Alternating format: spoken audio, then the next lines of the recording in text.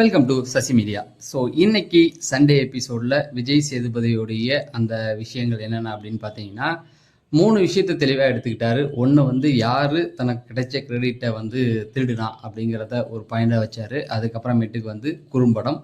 அதுக்கப்புறமா பார்த்தீங்க அப்படின்னா அரோராவுக்கு ரோஸ்ட். இவ்வளோ தான்.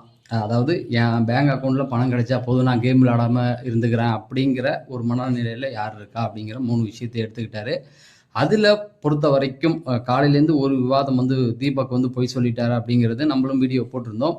பட் தீபக் வந்து எபிசோடில் அதை காமிக்கல. அதாவது அவர் இப்போ ஜென்ரலாக பேசிட்டு அவர் போயிட்டாரு.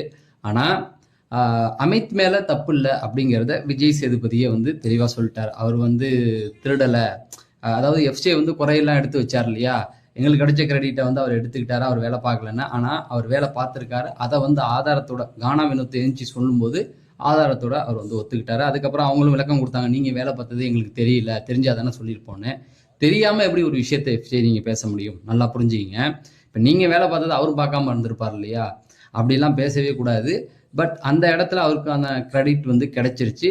பட் நம்ம காலிலேருந்து பேசிக்கிட்டு இருந்த விஷயமும் இதுதான். இதை வந்து நம்ம சொல்லக்கூடாது, அப்படி நடந்திருக்கக்கூடாது. நான் கடைசி வீடியோவில் கூட போட்டிருந்தேன், இந்த மாதிரி இவர் தீபக் வந்து கண்டிப்பாக பொய் சொல்ல மாட்டார் அப்படிங்கிற ஒரு நம்பிக்கை இருந்தது. அதன்படி அவருக்கு கிடைச்சிருச்சு அப்படின்னு சொல்லலாம். மற்றபடி வியானா வந்து அங்கே ஒரு இடத்துல வந்து அந்த சிக்கன் இதெல்லாம் ஃப்ரை பண்ணார் இல்லையா, இவங்க குக்கிங் டீமில் ஃப்ரை பண்ணதை அவங்க வந்து கொண்டாந்து எடுத்துட்டு கடைசியில் அந்த கிரெடிட்டை அவங்க வாங்கிட்டு போயிட்டாங்க அப்படிங்கிறது தான். ஆனால் அது வந்து பேசப்படலை. ஓகே, அது வந்து ஏன்னா எல்லா விஷயத்தையும் ஒரு டைமில் அட்ரஸ் பண்ண முடியாது. யாராவது ஒருத்தவங்க ஏஞ்சி அதை பேசினா மட்டும்தான் அவரால் வந்து எடுக்க முடியுமே தவிர, இப்போ கமல் சாராக இருந்தால் ஒரு சில இடங்களில் டக்குன்னு அவரே கேட்டிருப்பாரு. பட் அதை பெருசாக எடுத்துக்க வேண்டாம். அதுக்கப்புறமேட்டுக்கு அந்த டாஸ்க்கு, இவங்களுக்கு சேண்ட்ரா கொடுத்த டாஸ்க்கு, அது கரெக்டான இடத்துல போட்டு மாசான ஒரு பிஜிஎம்மோட எடிட்டர் வந்து கட் பண்ணது நல்லா இருந்தது.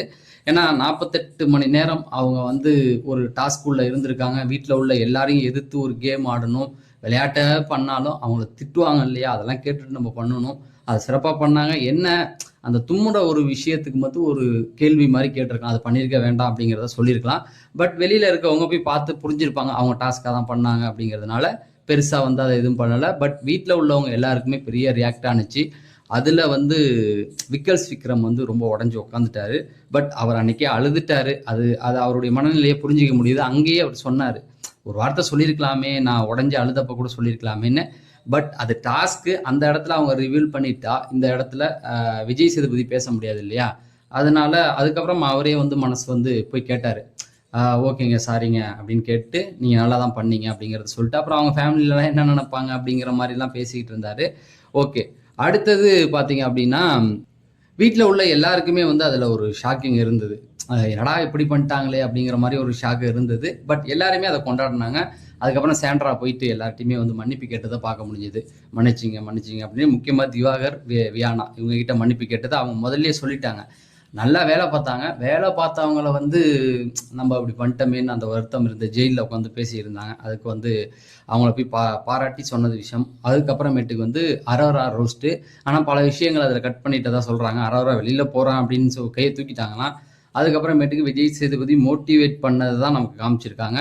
பட் அது ஒரு நல்ல விஷயம் தான். அரோராவை பொறுத்த வரைக்கும் எல்லாருடைய குட் புக்லையும் இருக்கணும் அப்படிங்கிற ஒரு இதுதான்.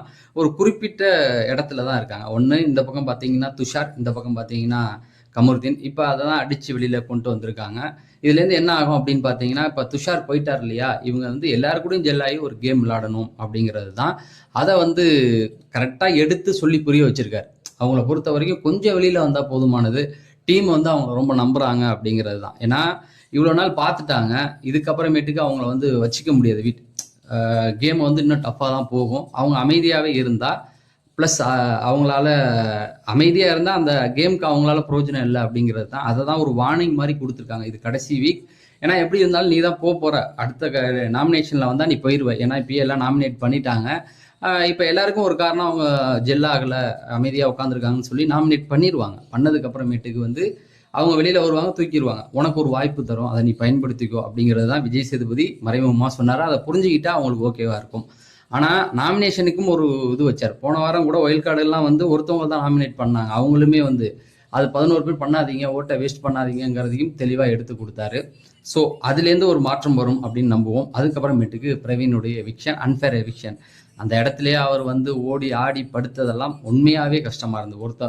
எனக்கு ஓப்பனிங்ல இருந்து அவருடைய கேம்ல கொஞ்சம் எனக்கு இன்ட்ரெஸ்ட் கிடையாது. ஏட்டிக்கு புட்டி வாட்டர்மெலன்ட்ட சண்டைக்கு போடுறதுக்கே இருக்காரு அப்படின்னு நினைச்சேன். பட் என்ன அப்படின்னு பார்த்தீங்கன்னா, இந்த இடத்துல அவரு வந்து உடைஞ்சு அந்த இடத்துல ஓடி ஆடி அதை அவர் எதிர்பார்த்துட்டார். வீட்டுல வந்து ஏதோ ட்ரெஸ் கொடுத்து அனுப்பியிருந்தாங்கல்ல, அதுல தெரிஞ்சு போச்சு போல. அதை அவரே ஒத்துக்கிட்டாரு. ஆனா அவர் வந்து அந்த இடத்துல அந்த ஓடி ஒரு மாதிரி பிஹேவ் பண்ணார்ல, அதை புரிஞ்சிக்க முடிஞ்சது. ஏன்னா அதை அவர் மிஸ் பண்றாரு. உண்மையிலேயே நல்ல ஒரு பிளேயர். அவர் கேம்ல நிறைய விமர்சனங்கள் இருந்தாலும் நல்ல பிளேயர். இந்த விஷயத்துல அவரை வீட்டுக்குள்ள வச்சிருந்தா நிறைய கேம் அவர் டாஸ்க்லாம் நல்லா விளையாடுவாரு, கொஞ்சம் ஆக்டிவா இருப்பாரு அப்படிங்கிறது தான்.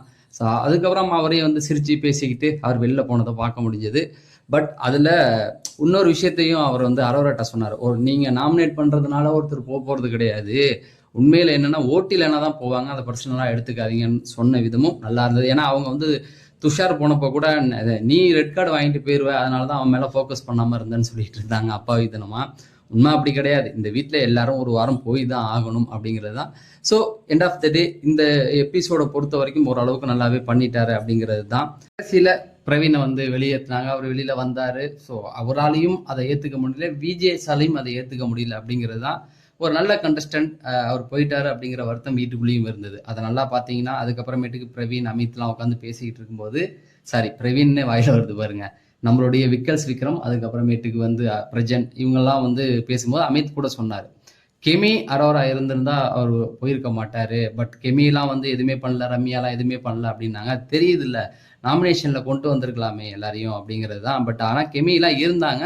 பட் ஓட்டிங்ல எங்கேயும் மிஸ் ஆகுது அப்படின்னு சொன்னேன் இல்லையா, நான் இப்போ நிறைய தடவை சொல்லிக்கிட்டு இருக்கேன், ஓட்டிங்ல எங்கேயும் மிஸ் ஆகிட்டு இருக்கு அப்படிங்கிறது தான். பட் வெளியில அவங்கள பார்த்து ஓட்டு போட்டவங்களா இவருக்கு கண்டிப்பா பிரவீனா இதுக்கு முன்னாடி யாருக்குமே தெரிஞ்சிருக்காரு. அதனால அவருக்கு வந்து ஓட்டு இல்லாம போயிடலாம். அவர் எங்க தவற விட்டார் அப்படின்னா, முதல் 2-3 வாரங்களை வந்து ரொம்ப டல்லா தான் இருந்தது. ஃபர்ஸ்ட் வாரம் வந்த உடனே வாட்டர் மிலான்ட்ட ஒரு சண்டை. அந்த டைம்ல வாட்டர் மிலானுக்கு ஓட்டுகள் அதிகமா இருந்தது. அவரையே எல்லாம் டார்கெட் பண்றாங்க அப்படின்னு சொல்லி அவருக்கு ஆதரவு பெருகிட்டு இருந்தது. அவர் அந்த இடத்துல இருந்தார். அதுலேருந்து தொடர்ந்து பார்த்தீங்கன்னா ஒரு 2-3 வாரம் பார்த்தீங்கன்னா அவர் கூட வம்பளத்துட்டு இருந்தாரு. ஆனா போன வாரம் நல்லா ஓப்பன் அப் ஆகி வெளியில வந்தாரு அப்படிங்கிறது எந்த ஒரு மாற்று கருத்தும் இல்லை. பட் வேற ஆப்ஷன் இல்லை, ஓட்டு இல்லை அப்படிங்கிறது. ஏன்னா அந்த ஓட்டிங் நம்ம தினைக்கு கொடுக்குறோம். ஃப்ரைடே எல்லாம் பார்த்தீங்கன்னா அவர் ஓட்டு வந்து ரொம்ப கம்மி ஆயிடுச்சு. பட் அது ஏன் மக்கள் புரிஞ்சுக்கிறது இல்லைன்னு தெரியல. நல்லா கேம் விளையாடுறவங்களுக்கு ஓட்டு போடுங்க அப்படிங்கிறது தான். சும்மா இருக்கவங்களுக்கு ஏன் ஓட்டு போட்டு அவங்கள காப்பாற்றி என்ன பண்ண போறோம் அப்படிங்கிறது தான். கேம்ல சுவாரஸ்யம் இருக்காது அப்படிங்கிறத மறைமுகமாவே விஜேஎஸும் சொல்லிட்டு போனாரு. கடைசியில பார்வதி ஒரு உருட்டு விட்டாங்க சிபிஷாவை பார்த்து. அந்த ஓட்டிங் அவங்க சொன்னது விஷயம் ஓகே தான், ஆனா நீ ஏன் என்ன நாமினேட் பண்ண அப்படிங்கிறத அதை கொண்டு வந்தாங்க. பட் அவங்க கேம் பிளே எப்போதும் போல ஒன்று தான், அது பாட்டுக்கு போயிட்டு இருக்கும். ஸோ நாளைக்கு காலையில் என்ன ஆக போகுதுன்னு தெரியல. நம்ம இன்னைக்கு நைட்டு 2 மணிக்கு நைட்டு இப்போ என்ன நடந்தது அப்படிங்கிறத போடுவோம். மிட் நைட்டில் என்ன நடக்குது அப்படிங்கிறத போடுவோம். ஸோ அதுக்கும் உங்களுடைய ஆதரவை தாங்க அப்படின்னு சொல்லி நான் விடைபெறேன். நன்றி, வணக்கம்.